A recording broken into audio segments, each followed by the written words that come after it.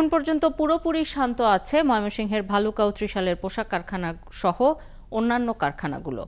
গেল সপ্তাহে এসএমসি এবং বিকন সহ বেশ কয়েকটি কারখানায় নানা দাবিতে হামলা ও ভাঙচুরের চেষ্টা হলেও এখন স্বাভাবিক আছে পরিস্থিতি। শনিবার সকাল থেকে প্রতিটি কারখানায় শ্রমিকরা কাজে যোগ দিয়েছেন। এ বিষয়ে আরও জানব সহকর্মী বাবুল হোসেনের কাছ থেকে। শিল্প অঞ্চল হিসেবে খ্যাত ভালুকা উপজেলার একটি কারখানার সামনে ঢাকা ময়মনসিংহ মহাসড়কের ত্রিশাল এবং এই ভালুকা উপজেলায় রয়েছে প্রায় ১৫০'র মতো শিল্প কারখানা রয়েছে, যার বেশিরভাগই পোশাক কারখানা। আমরা সকাল থেকেই দেখছি যে বিভিন্ন কারখানার সামনে কম বেশি শ্রমিক তারা যারা চাকরি প্রত্যাশী তারা ভিড় করছেন এবং তারা বেশ কয়েকদিন যাবৎ বিভিন্ন প্রতিষ্ঠানে তারা চাকরির জন্য তারা আবেদন নিবেদন করছেন, কিন্তু কারো হচ্ছে এবং কারো হচ্ছে না।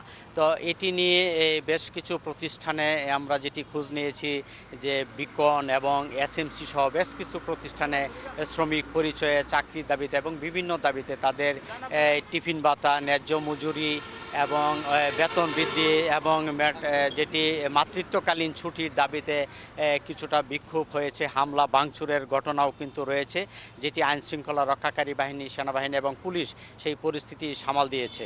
এবং আমরা আজও দেখেছি যে এই ভালুকা ভরাডোবা এবং বিভিন্ন যে প্রতিষ্ঠান রয়েছে সেইখানে অসংখ্য চাকরি প্রত্যাশী তারা ভিড় করছেন এবং তারা আশা করছেন যে হয়তো যারা প্রতিষ্ঠানের মালিক কর্মকর্তা রয়েছেন তাদের যোগ্য বিবেচনা করে তাদেরকে চাকরি দেবে, এমন প্রত্যাশাই মূলত তারা ভিড় করছে। চাকরির জন্য ঘুরতেছি, প্রায় 2 মাস ধরে এখানে আসছি, চাকরি হচ্ছে না এবং গেটে নিয়োগ বন্ধ, টোটাল 2 মাস ধরে নিয়োগ বন্ধ।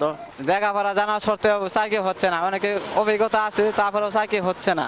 সব জায়গায় যাইতেছি, কোনো জায়গার মধ্যে লোক নিতে আছে না। তাগর যে কি সমস্যা এটাও স্যার আমরা বলতে পারতেছি না। 1 মাস ধরে আসছি যে এখন আমাকে ঘর ভাড়া দিতে হবে, খাইতে হবে, এর জন্য আমরা চাকরি খোঁজাখুঁজি করতেছি।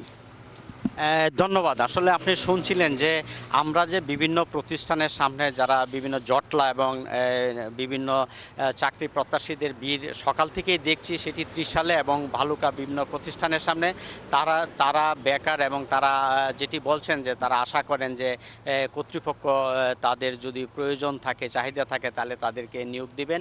সব জায়গায় শান্তিপূর্ণ পরিবেশই আমরা দেখছি যে কারখানার শ্রমিকরা শান্তিপূর্ণভাবে তারা ভেতরে তারা কাজে যোগ দিয়েছেন।